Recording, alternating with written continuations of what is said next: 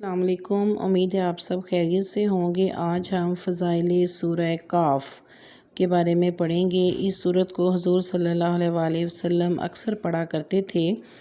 بعض اوقات جمعے کے خطبے میں بھی اس کی آیات مبارکہ کو پڑھتے تھے۔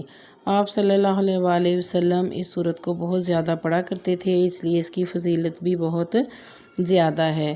جو کوئی سورت کاف کو 3 بار پڑھ کر سرمے پہ دم کر کے اپنی آنکھوں میں ڈالتا رہے گا، انشاءاللہ اس کی آنکھوں کی بصارت ہمیشہ صحیح سلامت رہے گی۔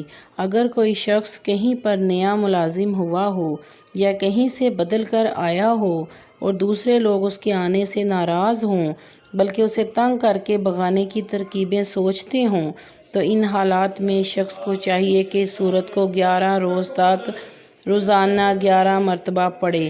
انشاءاللہ نئے عملے کا ہر فرد دوست بن جائے گا اور ہر کوئی زیر ہو کر راضی ہو جائے گا۔ اگر کسی شخص کو کوئی دشمن تنگ کرتا ہو اور اس سورت کی فوٹو کاپی کروا کر 40 روز تک اس کو اپنی جیب میں رکھے، انشاءاللہ دشمن سے نجات ملے گی اور ہر قسم کی بیرونی شر سے محفوظ ہو جائے گا۔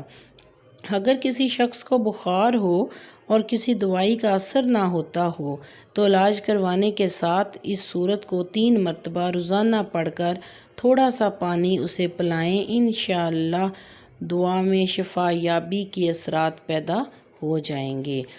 میرے چینل کو سبسکرائب کریں، ویڈیو کو لائک کریں اور شیئر کریں۔ تھینک یو، ٹیک کیئر، اللہ حافظ۔